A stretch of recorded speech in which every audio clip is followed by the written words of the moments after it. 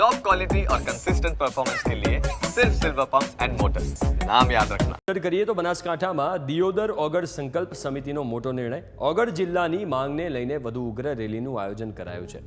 ધરણાની સાથે સરકારને જગાડવા માટે ઓગળ થળી મંદિર ખાતે ભવ્ય હવન યોજાશે અને 16 જાન્યુઆરીના દિવસે સવારે ધરણા સ્થળથી ઓગળ મંદિર સુધી ભવ્ય રેલી યોજાશે. અમારો જિલ્લો ઓગળ જિલ્લોની માંગને લઈને સમિતિ દ્વારા ભવ્ય રેલીનું આયોજન કરવામાં આવશે.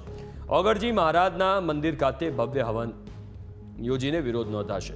બનાસકાંઠા જિલ્લા વિભાજન બાદ 3 તાલુકામાં વિરોધ પ્રદર્શન યથાવત છે. મોટી સંખ્યામાં વાહનો સાથે રેલી યોજીને સરકાર સામે દેખાવો કરાશે. સતત 11મા દિવસે પણ ઓગળ સંકલ્પ સમિતિ પોતાની માંગ પર મક્કમ વિવિધ કાર્યક્રમનું આયોજન કરશે.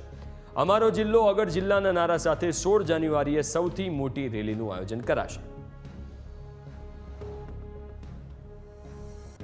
ઓગળ જિલ્લા અનુસંધાને બનાસકાંઠા જિલ્લા ઓગળ સમિતિ દ્વારા તારીખ 16/1/2025ના રોજ ઓગળજી મુકામે દિયોદરથી એક મહારેલીનો કાર્યક્રમ રાખવામાં આવ્યો છે.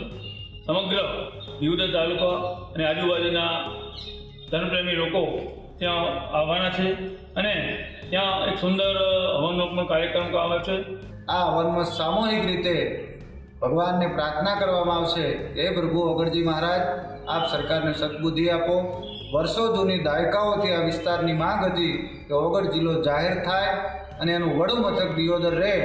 આ અમારી વર્ષોથી માંગ છે. છેલ્લા 10થી વધારે દિવસથી જ્યારે અમારા ધરણા ચાલી રહ્યા છે ત્યારે સરકાર તરફથી હજી સુધી કોઈ અમને આશ્વાસન મળ્યું નથી. ત્યારે અમારે ભગવાન ઓગળજી મહારાજને જઈને પ્રાર્થના કરવાની છે કે ઓગળજી મહારાજ સરકારશ્રીને ઉજવાડે કે આ જે લોકોની માંગ છે, લોકોની સુખાકારી માટે ખરેખર આ જિલ્લો આપવો પડે એમ છે, તો સરકાર અમારી માંગનો સ્વીકાર કરે